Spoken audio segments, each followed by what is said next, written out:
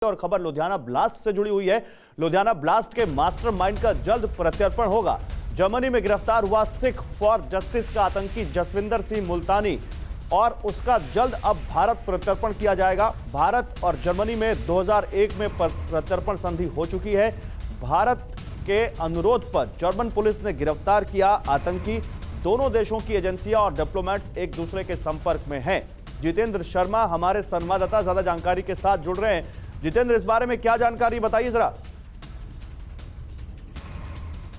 जी बिल्कुल गौरव, देखिए TV9 भारतवर्ष ने इस बात का पहले ही खुलासा किया था कि इस पूरे ब्लास्ट के पीछे जो साजिश है वो दरअसल पाकिस्तान से तैयार की गई है और इसके पीछे ISI का हाथ सामने आ रहा था और हुआ भी ठीक वैसा ही। खुद अगले दिन DGP ने पंजाब ने इस बात को कबूल किया कि इस पूरी साजिश को अंजाम हिंदुस्तान में दिया गया, जबकि साजिश जो थी ISI के द्वारा पाकिस्तान में बैठकर रची गई। और जब तफ्तीश आगे बढ़ाई गई तो पता चला कि जो साजिश थी उसके तार जर्मनी तक जुड़े हुए थे।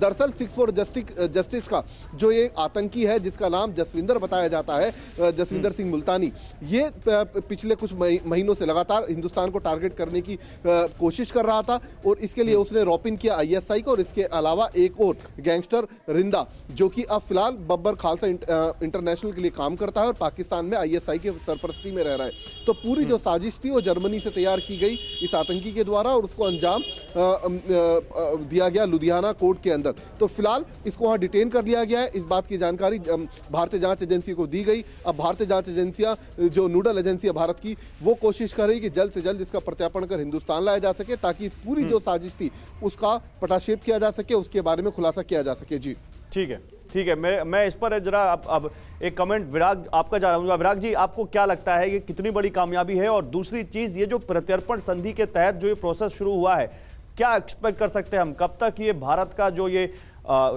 ये आरोपी है, भारत का जो दोषी है, भारत का जो यहाँ पर इसने भारत के खिलाफ जो काम किया है, कब तक आ सकता है देश? देखिए, प्रत्यर्पण के मामलों में आप देखेंगे कि 15 दिन से लेकर के 15 साल तक मामले टल सकते हैं। डिपेंड करता है कि सामने वाले देश से कोऑपरेशन कितना है और जो हमारी एजेंसीज़ हैं वो कितना सजग हैं और किस तरह से पैरवी कर रही हैं और क्या वहाँ पर अदालत में उसके खिलाफ अपील तो नहीं फाइल हो जाएगी या कोई नई तरीके के स्टे तो नहीं मिल जाएगा। तो ये अच्छी खबर है, लेकिन इसको अंजाम तक पहुँचाने के लिए भारतीय एजेंसियों को और भी सजगता से काम करना पड़ेगा।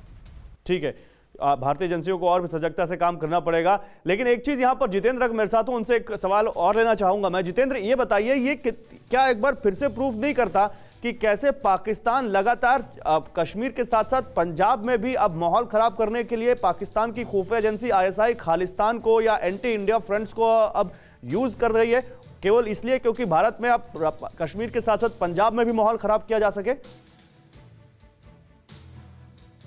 जी बिल्कुल, देखिए पंजाब के अंदर इलेक्शन है और पिछले कुछ महीनों में जो एक ट्रेंड सामने आया, जो ISI थी पहले लश्कर तैयबा और इसके अलावा इंडियन मुजाहिदीन और हिजबुल मुजाहिदीन, इन तमाम आतंकी संगठनों के जरिए हिंदुस्तान में किसी भी बड़ी साजिश को अंजाम देने की फिराक में लगी रहती थी। लेकिन अब इसमें बब्बर खालसा इंटेलिजेंस का इन्वॉल्वमेंट हो चुका है। जो इनपुट लगातार आ रहे हैं पाकिस्तान से कि वहाँ पर बाकायदा जो ISI है वो बब्बर खालसा इंटेलिजेंस और सिख फॉर जस्टिस जैसे जो खालिस्तानी आतंकी संगठन है उनकी मदद से हिंदुस्तान को टारगेट करने की कोशिश कर रहे हैं। और ऐसे कई इनपुट पिछले कुछ महीनों में भी सामने आए जिसमें साफ तौर पर यह भी कहा गया कि किस तरीके से ड्रोन के जरिए हथियार भी भेजे जा रहे थे। ठीक है, इसमें जैसे जैसे चीजें और अनफोल्ड होंगी, बातें सामने आएंगी, तब आपसे और जानकारी लेंगे इस बारे में। जितेंद्र, बहुत शुक्रिया आप।